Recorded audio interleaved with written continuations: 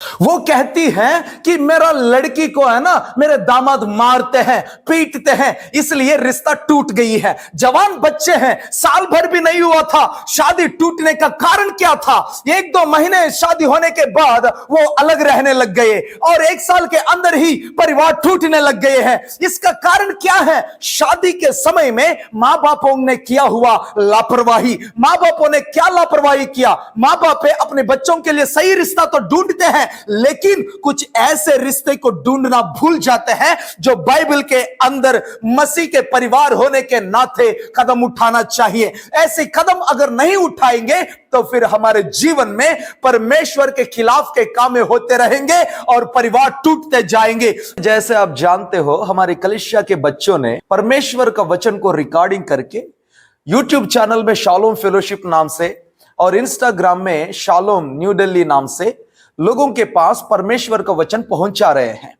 इस साधनों के द्वारा प्रभु का वचन पूरे भारत में कई सारे लोगों तक पहुंच रहा है। इस बात के लिए प्रभु की धन्यवाद हो। लेकिन जिन्होंने प्रभु का वचन को देखे, उनमें से कुछ पेरेंट्स मेरे पास फोन करके कह रहे थे कि भैया, हमारे लड़की के लिए है ना, हम लड़का को कई सालों से ढूंढ रहे हैं, सही से लड़का नहीं मिल पा रहा है।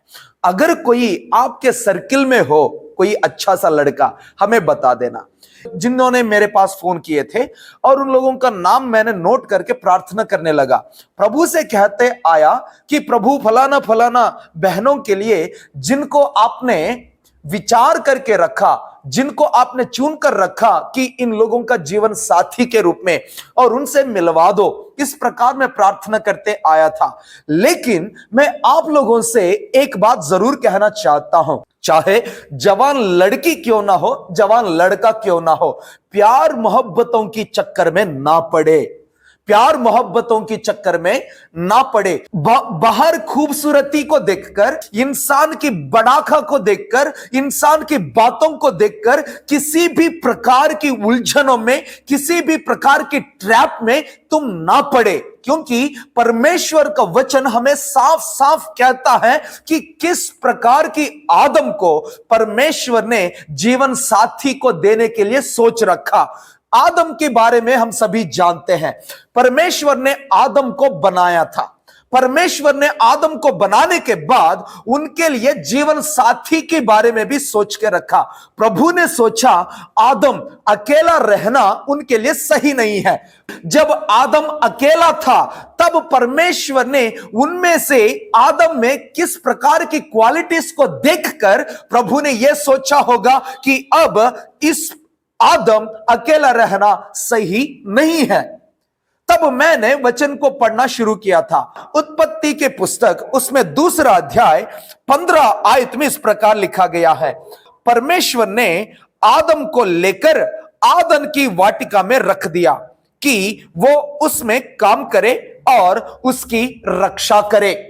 इस आयत में से परमेश्वर मेरे से बातें किए थे। जिस प्रकार पेड़ पौधों के लिए मिट्टी की आवश्यकता है, जिस प्रकार मछलियों के लिए पानी की आवश्यकता है, जिस प्रकार चरिंदे परिंदों के लिए आसमान की जरूरत है, उसी प्रकार इंसान के लिए परमेश्वर की उपस्थिति की जरूरत है। परमेश्वर ने आदम को बनाने के बाद सबसे पहले आदम को अपनी उपस्थिति दिया था। यही यहां पर लिखा गया है, यहोवा परमेश्वर ने आदम को लेकर आदन की वाटिका में रखा है। आदन की वाटिका परमेश्वर की उपस्थिति को दर्शाता है। परमेश्वर की उपस्थिति में प्रभु ने आदम को रखा।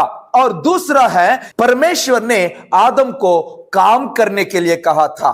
तीसरा, यहां पर हम देखते हैं उसकी रक्षा करवाया था। जो काम आदम को दिया गया था, उस काम में आदम किस प्रकार बढ़ोतरी पाया है, किस प्रकार उसे निभाया है, उस बात को भी परमेश्वर ने देखा। 18 आयत में हम देखते हैं, फिर यहोवा परमेश्वर ने कहा आदम का अकेला रहना अच्छा नहीं है।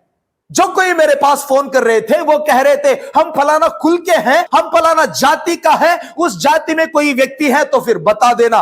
मैं तुमसे कहना चाहता हूं, तुम मसीह बनने के बाद कुल और जाति की चक्करों में ना पड़े, बल्कि अगर आप अपनी लड़की के लिए अच्छा रिश्ता ढूंढना चाहते हो, उस लड़का के अंदर सबसे पहले क्वालिटी तुम ये देखो कि उपस्थिति, परमेश्वर की उपस्थिति में लड़का बना रहा है या नहीं है, और दूसरा उनको काम करने के लिए कुछ काम धाम है या नहीं है, तीसरा और यह भी देखना जो काम वो करता है उस काम में उसने अपने आप को साबित किया है या नहीं कर पाया है।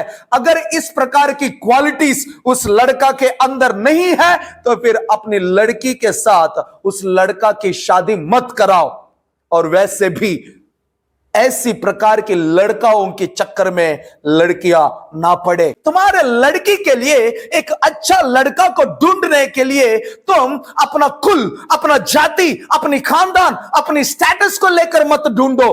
परमेश्वर ने भी अपना बेटा आदम की शादी कराने से पहले उनके जीवन में कुछ क्वालिटीज को देखा, तब जाकर उत्पत्ति का पुस्तक 2 अध्याय 18 आयत में प्रभु कहता है आदम का अकेला रहना सही नहीं है। इस प्रकार तुम्हारे लड़की के लिए अगर किसी लड़का को तुम ढूंढ रहे हो, जाति को, कुल को, इन बातों को लेकर मत ढूंढो। इसलिए तुम्हारा लड़की के लिए ऐसे वर को ढूंढो, ऐसे लड़का को ढूंढो जो परमेश्वर की उपस्थिति में बने रहते हैं। और दूसरा क्वालिटी, परमेश्वर ने आदम की वाटिका में आदम को रखकर कहता है तुम काम करना।